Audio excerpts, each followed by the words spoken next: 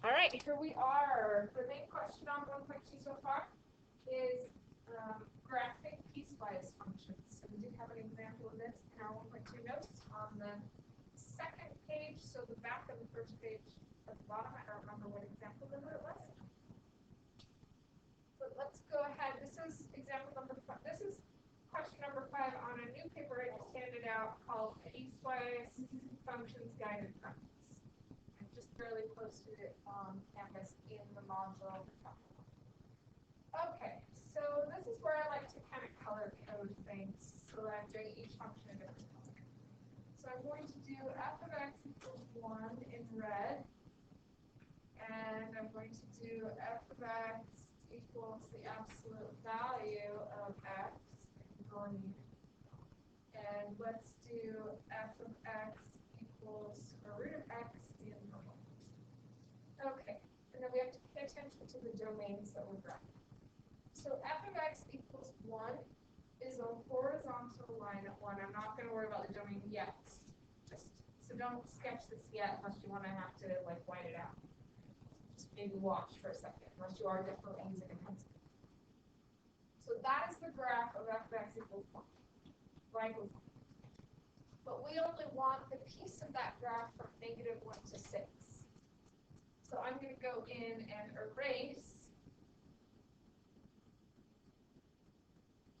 And I'm noticing that it's included, so I'm going to put a solid dot there.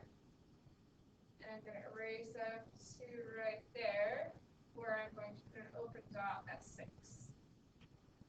So there's the first piece of my piecewise function.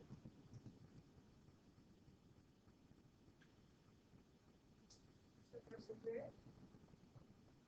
Okay, next, in green, we have the absolute value function. I'm going to go ahead and sketch the whole thing in. What our absolute value function looks like. Remember, I suggested that you memorize those toolkit functions, or parent functions, or common functions, whatever you want to call them. Memorize them. It's going to make section 1.3 and the whole semester a lot easier. Just know what things look like. Okay, so I've got a lot more of that than I need to have in there, right? If I just start erasing with my eraser, I'm going to erase through the red stuff that I already put there. So I'm actually going to undo that. And just keep in mind, I know what it looks like, right? If I'm just going from 6 to 9, well, let's plug in a 6 into this. So if I plug in 6, the absolute value of 6 is 6. So at an x value of 6, the y value is 6. So I'm going to go ahead and graph a point at 6, 6. Is it going to be solid or open? Very good. Solid because it's less than or equal to. Okay, then I'm going to go ahead and plug in the end point, which is 9. The absolute value of 9 is 9. So we're going to have a point at 9, 9. But that point is going to be open. Open circle, right? Because it's not equal to. So 9, 9.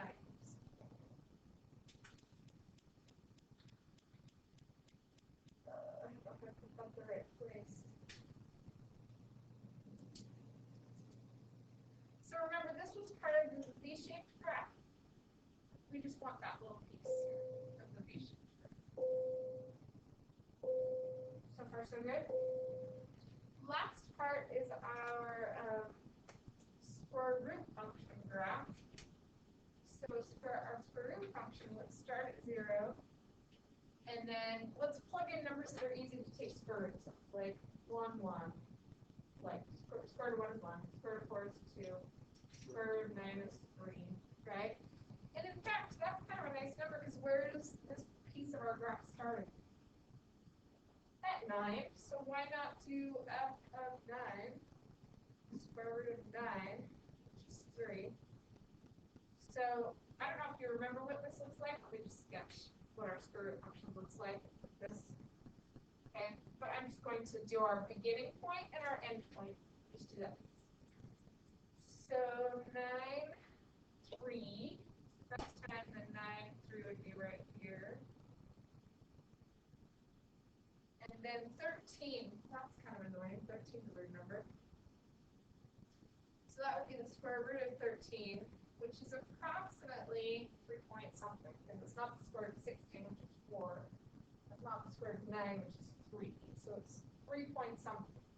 So that means that this is just going to barely incline up a little bit because it's just part of this curved thing, right?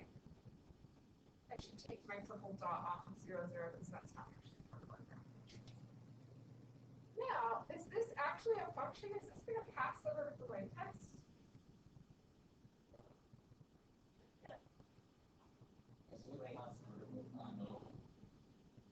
It might not because just simply I didn't draw it very well.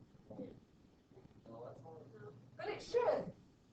And it should pass the vertical line test because here we have an open circle and we have a dot there. So at that point it's not 2 points, it's there. There's an open circle there, which means the graph exists down here. And it's okay for our function to not go to negative infinity and positive. It doesn't have to cover everything. We just have to pass the vertical line test, which I think it does.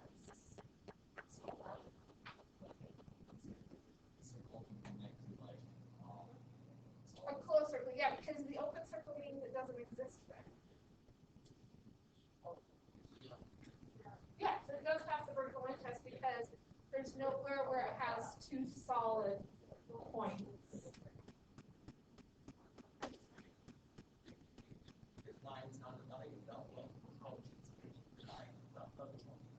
Right, right.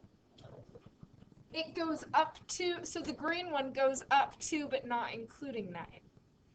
And then the 9 is included in the purple graph. So it goes right up to 9, but doesn't include it. So it would go up to 8.9999999. Then all of a sudden you get to 9, and it's down to the other function. So there's no duplicate. Okay,